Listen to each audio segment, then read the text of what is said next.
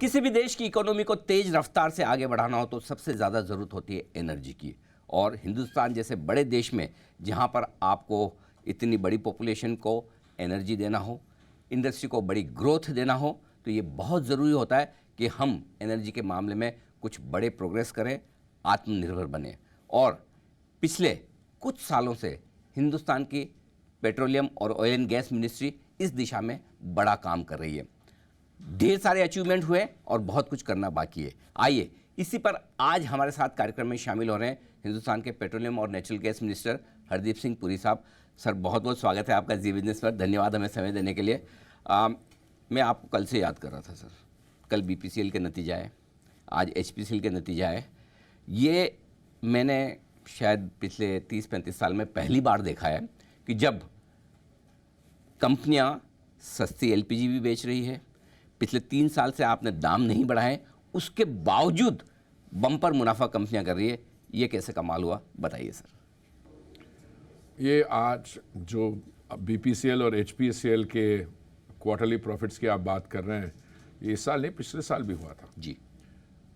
मुझे लगता है हमारी जो मेंटल कंडीशनिंग है जी, वो कुछ कई कारण थे उसके। मैं किसी को दोष नहीं देना चाहता हूँ।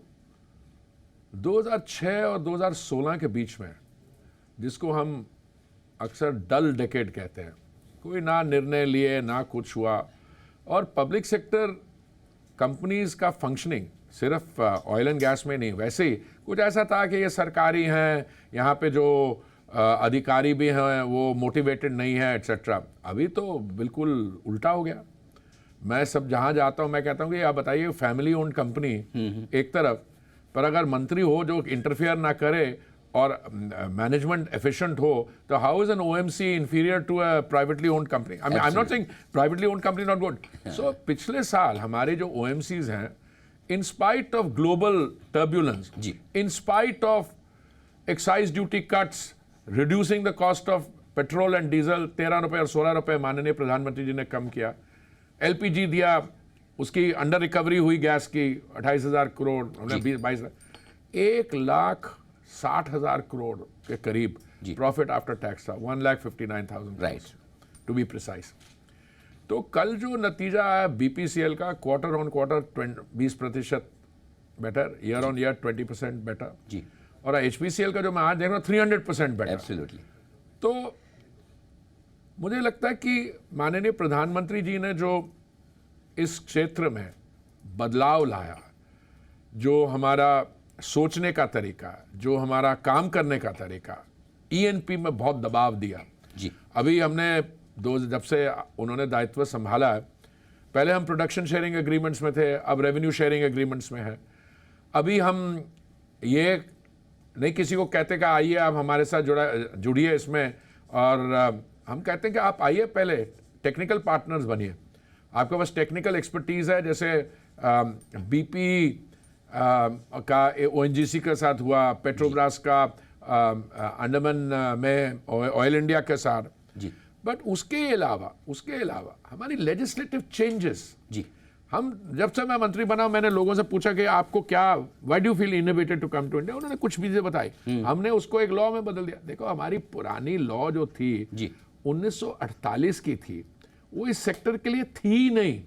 वो थी माइनिंग, जिसमें पेट्रोलियम लीजेस तो एक बहुत छोटा सा हिस्सा था। मतलब मान के चलते थे कि हम तो यहाँ कर ही नहीं सकते प्रोडक्शन, कर ही नहीं सकते। जब मैं मंत्री बना, अब मुझे ऐसा कहना नहीं चाहिए, बट कुछ समय बीत गया, मैं समझता हूँ, अगर मैं नहीं कहूँगा कि आप ENP में पढ़ते क्यों हैं?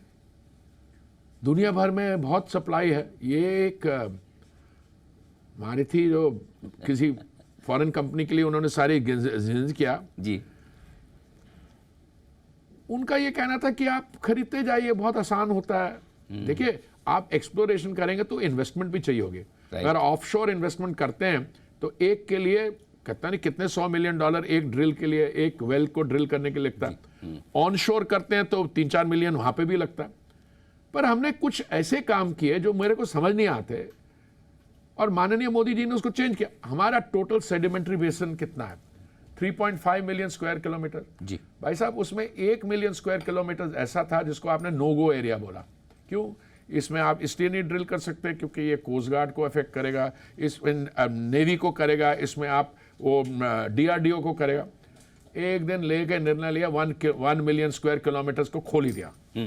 अच्छा। अभी 9th राउंड ऑफ OALP जो हुआ जी। ओपन एकरेज लाइसेंसिंग पॉलिसी, भाई साहब 38% जो बिड्स आए हैं उसमें वो इस 1 मिलियन स्क्वायर किलोमीटर्स में आए हैं। जी। और मेरी आपसे मैं सबमिट कर सकता हूं कि अभी जैसे राज्यसभा में तो नहीं हमारी एक्ट पास हो गई, उसमें हमारे विपक्ष में जो हमारे मित्र लोग हैं उन्होंने पार्लियामेंट चलने नहीं दिया, पर अभी आने वाले सेशन में लोकसभा में हम लोग बजट सेशन के दौरान उसको पास करा लेंगे।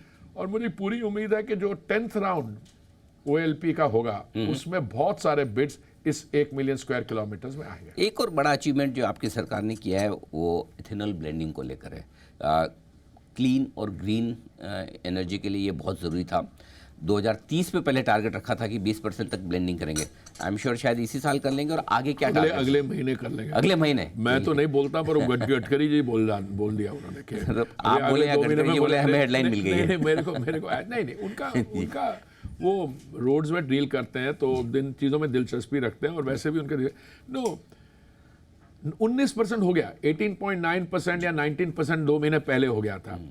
तो जिस तरीके से हम आगे बढ़ रहे हैं, जितनी हमें एथेनॉल चाहिए 20% ब्लेंडिंग के लिए, वो पहले टारगेट था 2030 का।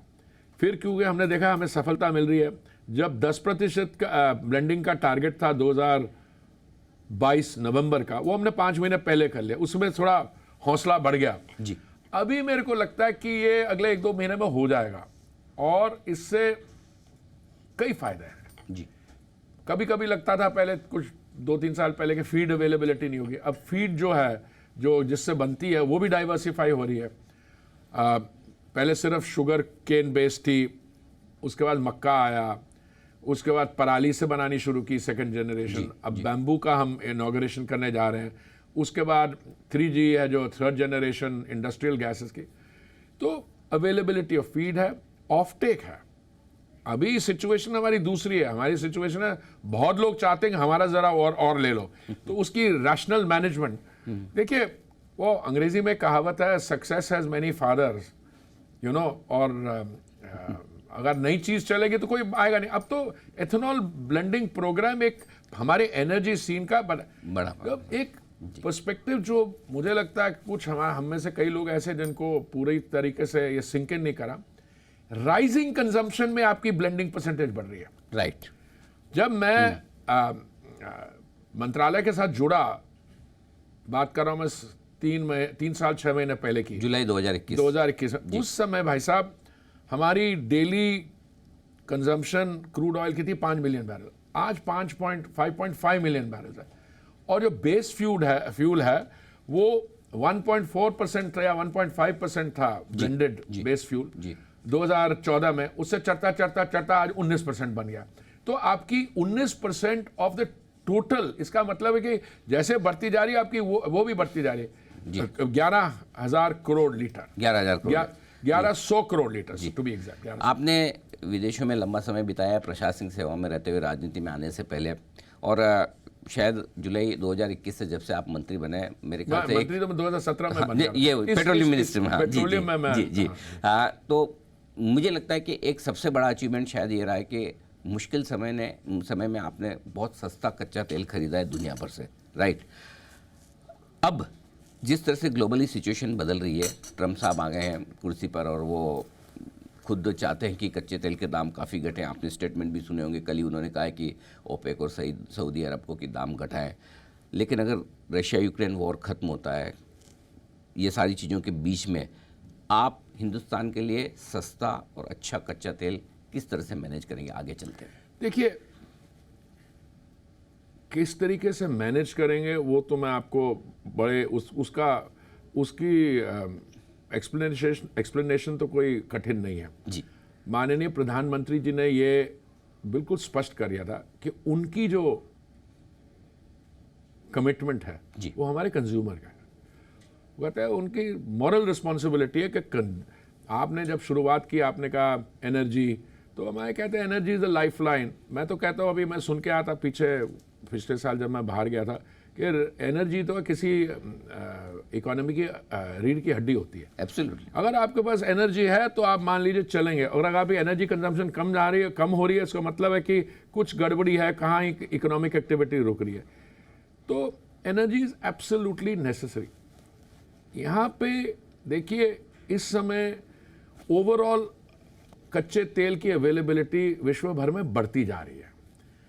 इन समस्याओं से पहले दिन में 102 मिलियन बैरल्स एक्सट्रैक्ट होता था और उसकी सेल होती थी। फिर ओपेक ने प्रोडक्शन कट्स किए तो ये 97 मिलियन पे आ गया, 5 मिलियन कम। अभी आप देखिए वेस्टर्न हेमिस्फीयर में तेल की अवेलेबिलिटी बढ़ती जा रही है जी। वहाँ से, ये मैं मिडिल ईस्ट की बात नहीं कर रहा हूँ जी। ब्राज़ील 3 मिलियन बैरल प्रोड्यूस करते थे, अब वो 140,000 बैरल्स, 1,40,000 बैरल एडिशनल आ रहा है।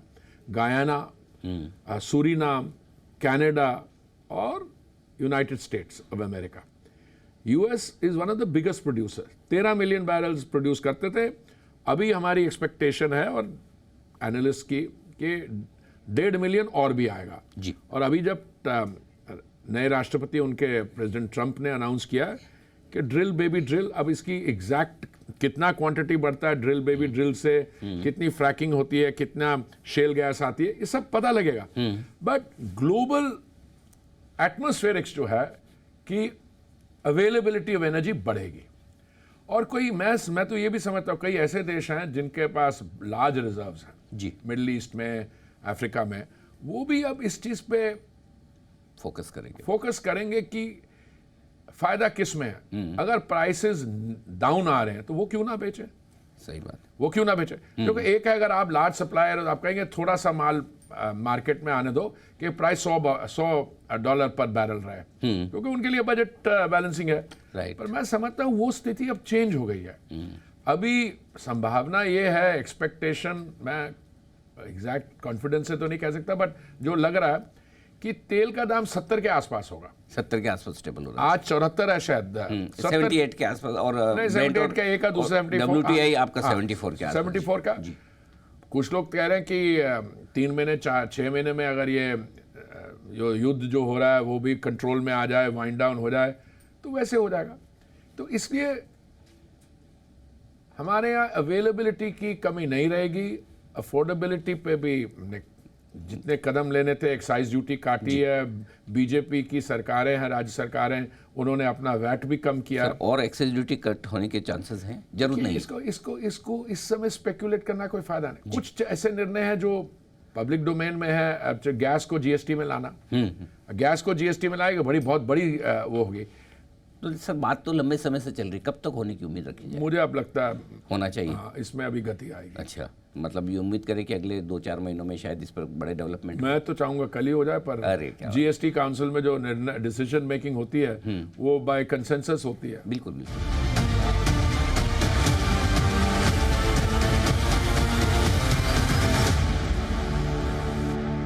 एक और जो बड़ी चीज़ है जो आपकी मिनिस्ट्री जिस पर फोकस कर रही है, ग्रीन हाइड्रोजन पर, जाहिर सी बात है कि सारी तेल कंपनियों के लिए भी ज़रूरी है, देश के लिए भी ज़रूरी है। तो इसको लेकर आपके मंत्रालय की क्या पॉलिसी? मैं इस सारी एनर्जी के डिस्कशन पे सबसे ज़्यादा, अगर मैं किसी चीज़ पे ऑप्टिमिस्टिक हूँ या मैं ये भी कहूँगा बुलिश हूँ, क्योंकि आप मार्केट के साथ डील करते हैं, वो है ग्रीन हाइड्रोजन। अच्छा। उसके कई कारण हैं। सबसे बड़ा कारण ये है कि इस समय हम फॉसिल फ्यूल इंपोर्ट्स पे करीब 150 बिलियन इस्तेमाल का खर्चा कर रहे हैं, $150 बिलियन or so। अगर ग्रीन हाइड्रोजन नॉर्मली होता है 1 किलो किस दाम पे कितने समय में, तो उस समय लोगों ने बात की थी 1 for 1 for 1 का मतलब 1 किलो ग्रीन हाइड्रोजन बनेगा $1 10 साल के अंदर। ये 3-4 साल पुरानी बात है। देखिए ग्रीन हाइड्रोजन कहाँ सफल हो सकता है? जहाँ पे लोकल डिमांड हो फ्यूल की, जहाँ पे लोकल प्रोडक्शन हो और लोकल कंजम्पशन हो। गैस को आप ट्रांसपोर्ट नहीं कर सकते, ग्रीन अमोनिया कर सकते हैं। मुझे बड़ी खुशी होती है, बहुत लोगों ने अपना दिमाग लगाना शुरू किया। मेरे पास आते हैं और कहते हैं जी हमने ग्रीन हाइड्रोजन कॉस्ट कम कर लिया, हम ये इलेक्ट्रोलाइजर मैन्युफैक्चरिंग कर रहे हैं। अभी भी मुझे लगता है ग्रीन हाइड्रोजन पर किलो का कॉस्ट 3-3.5 से कम कहीं भी नहीं हुआ। मैं तो पहले समझता था 5-5.5 बड़े, आप अच्छे में छोटी क्वांटिटी 3-3.5। अगर इसको थोड़ी मेहनत की जाए, सरकार की तरफ से तो हो रही है, सरकार ने PLI स्कीम में इलेक्ट्रोलाइजर के लिए 19,700 करोड़ दिया था। अभी आने वाला बजट है, ग्रीन हाइड्रोजन के लिए क्या होगा। मैंने आज एक न्यूज़ रिपोर्ट पढ़ी कि हमारी एक मंत्रालय है शायद, उन्होंने इनपुट्स दिए हैं कि ग्रीन हाइड्रोजन के लिए क्या क्या हो सकता है, कि हमारे उद्योग जो है वो अमोनिया बनाएं और इसको एक्सपोर्ट करें। पंप स्टोरेज में काफ़ी डेवलपमेंट हुआ है। तो मैं समझता हूँ कि ग्रीन हाइड्रोजन का जो हमारा टारगेट था 5 मिलियन मेट्रिक टन्स का 2030 था, वो बहुत कंजर्वेटिव है। ओके, वो बहुत कंजर्वेटिव है। और ग्रीन हाइड्रोजन की जैसे ही बढ़ती गई तो आपके यहाँ पब्लिक पॉलिसी के प्रेशर आएगा कि साहब आप वो 150 बिलियन मत स्पेंड करिए इंपोर्ट्स में, अपना जो करना करिए, आप इसको ग्रीन हाइड्रोजन में शिफ्ट करिए। क्योंकि ग्रीन हाइड्रोजन में क्या विशेषता है, वो हमारे पास जो बसेस हैं IOCL ने और टाटा मोटर्स ने मिलकर बनाई है, वो the only emission from there is water vapour on the street. तो फ्यूल हाइड्रोजन फ्यूल से तो मेरे पास सबसे ज़्यादा मेरे को कभी कॉन्फिडेंस कहाँ आता है। अभी मैं भारत मोबिलिटी एग्जीबिशन में गया था, 19 व्हीकल थे फ्लेक्स फ्यूल के उसमें, 19। उसका मतलब ये है 19 व्हीकल फ्लेक्स फ्यूल के अगर वो 6 महीने में मार्केट में आ जाएं तो 2 व्हीलर 3 व्हीलर 4 व्हीलर 70% हमारे जो व्हीकुलर ट्रैफिक है सड़कों पे वो 2 व्हीलर 3 व्हीलर हैं। अगर वो फ्लेक्स फ्यूल पे आ जाए, देखिए आप कितना आपका पोल्यूशन में फायदा ग्रीन एनर्जी की कितनी बढ़ेगी। बिकॉज ये अब मैंने स्टेटिस्टिक्स भी देख रहा था। इनफैक्ट EV तो अच्छे हैं इलेक्ट्रिक व्हीकल, बट जो प्रोग्रेस हो रही है फ्लेक्स फ्यूल पे, that is very commendable. Sir आपके कार्यकाल में काफ़ी कैपेक्स हुआ है, ONGC HPCL इन कंपनियों ने अपने काफ़ी एक्सपेंशन 13% 115% से ऊपर कर लिया। जी आगे कितना इन्वेस्टमेंट आप करने की सोच रहे हैं? 100%, ये तो बहुत बढ़ेगा। देखिए अगर कंपनीज हेल्दी हैं और उन हेल्थ पाथ पे अभी हैं तगड़ा, पिछले साल मैंने बताया ना 1,59,000 करोड़ था, मैं टच वुड करता हूँ, फिंगर्स क्रॉस, इस साल ज्यादा होगा। अगर ज्यादा होगा तो अगर अगला क्वार्टर भी ठीक चला, जैसे मैं कह रहा अभी तो ये दिसंबर तक के क्वार्टर का है ना, तो अगला क्वार्टर भी अगर ठीक चला जी, और इसमें काफी कुछ इंटरनेशनल चीजों पे डिपेंड करता है, उसमें एक्सचेंज रेट क्या है, उसमें जिस पे आप ऑयल कर रहे हैं ऑयल की प्राइसिंग क्या है। तो कुछ लोग हमारे जो OMC के अध्यक्ष हैं वो तो जब बढ़ता है दाम वो खुश होते हैं, तो हम तो कह रहे नहीं, एज ए नेशन हम चाहते हैं कमाएं। बिल्कुल सर, लेकिन एक चीज़ है कि नो डाउट कच्चे तेल के दाम स्टेबल रहे हैं, पिछले साल 1.5 साल से ज़्यादा बढ़ नहीं रहे, लेकिन साथ में ही हमारी करेंसी डेप्रिशिएट हुई है, तो जो बेनिफिट शायद हमें देश के तौर पर मिलना चाहिए वो उतना नहीं मिल पा रहा है। नहीं मिल रहा, बेनिफिट तो मिल रहा है। तो क्या आप कभी फाइनेंस मिनिस्ट्री या कॉमर्स मिनिस्ट्री से बात करते हैं कि नहीं, थोड़ा करेंसी ठीक हो? मैं अननेसेसरली औरों के काम में दखल नहीं देता, पर मैं आपको एक बताता हूँ, ये करेंसी की भी बात है। पहले तो ये मेरा मुद्दा नहीं है, पर करेंसी भी आप देखिए, कॉन्टेक्स्ट देखिए उसमें, जी कॉन्टेक्स्ट देखिए उसमें। दूसरा, करेंसी कितनी मूवमेंट हुई है, और अगर करेंसी मूवमेंट हुई है तो आपके एक्सपोर्ट्स को भी तो फायदा है ना। और आपको एक्सपोर्ट के लिए जो मिलेगा तो आपकी रिपैट्रिएशन ऑफ डॉलर और रुपीस, ये हमारे यहाँ स्टेबिलिटी है। थोड़े से कंसर्न्स आएंगे, उसको हम हल करेंगे, पर अगर दुनिया में ओवरऑल कॉन्टेक्स्ट में देखें तो मैं समझता हूँ इसमें कोई चिंता की बात नहीं है अभी। जी, साल 2025 की शुरुआत हुई है, इस साल के लिए आपके मिनिस्ट्री ने क्या बड़े लक्ष्य रखे हैं, टारगेट रखे हैं, या ये काम हमें करने इस साल? हमारे टारगेट्स तो पब्लिक डोमेन में, हमारे सारे टारगेट्स पब्लिक डोमेन में। हमें को ENP बढ़ाना है, जबरदस्त बढ़ाना है, और हमें just 9th round of OALP से ज्यादा ले जाकर 10th राउंड में करना है। हमें एथेनॉल ब्लेंडिंग को आगे ले जाना है। आप और हम बात करते हैं 20% की, पर अभी समय पहुंच गया कि आपको ये भी सोचना होगा कि 20% से कितना आप आगे ले जा सकते हो बेस फ्यूल में। दूसरा, हमने E100 फ्यूल जो है, मतलब 100% एथेनॉल फ्यूल, देश में 400 स्थान में कई स्टेट्स में ऑलरेडी अवेलेबल है। अगर E85 व्हीकल्स आ गई, जैसे मार्केट में जो मुझे लगा, मैंने देखी अभी 19 नई व्हीकल्स, तो 2 व्हीलर 3 व्हीलर इन चीज को यूज करेंगे। हमारे on all fronts of energy, green hydrogen, अभी हमने IOCL ने एक मेजर टेंडर फ्लोट किया, बहुत बढ़िया उसमें रिस्पॉन्स आई है। मेरे को कोई कह रहा था कि जितनी अच्छी रिस्पांस इस टेंडर की आई है, दुनिया में कभी ग्रीन हाइड्रोजन टेंडर में इतनी एक्साइटमेंट नहीं हुई है, क्योंकि लोगों को एक्सपेक्टेशन है कि इंडिया में बनेगा। हमारा जो पंप स्टोरेज है, उसका मतलब आप पानी को ले जाके 2,500 3,000 फीट से ड्रॉप करते हैं, उसमें आप प्रोड्यूस करते हैं एनर्जी, उसको स्टोर करते हैं सो दैट रात को भी चल पड़े। ये बड़ी रेवोल्यूशनरी एक चीज़ है। तो ऐसे कई 3,000 एकड़ के साइट्स में देश भर में ये फैसिलिटीज़ बन रही है। तो ग्रीन हाइड्रोजन में बड़ा मेजर हमारे लिए ग्रोथ एरिया है। जी सर, आखिरी सवाल आपसे कंज्यूमर्स के एंगल से लेना चाहता हूँ। वैसे तो 3 साल से आपकी मिनिस्ट्री ने पेट्रोल डीजल के दाम नहीं बढ़ाए हैं, लोग खुश हुए हैं, उल्टे कम ही हुए हैं। ये कम ही हुआ 3 साल। लेकिन यही भरोसा रखें कि वैसे तो तेल कंपनियां पैसा अच्छा बना ही रही है, आप सब्सिडाइज सिलेंडर भी दे रहे हैं, उसके बावजूद उनका अच्छा पैसा बन रहा है। उम्मीद रखें कि नहीं, उनका पैसा नहीं बन रहा। जो सब्सिडाइज सिलेंडर है उसकी अंडर रिकवरी हो रही है। पर एक बार हुई 28,000 करोड़ की अंडर रिकवरी, पर वो फिर सरकार को अपनी रिस्पॉन्सिबिलिटी डिस्चार्ज करनी पड़ेगी। हमने 22,000 करोड़ उनको लौटाया अभी।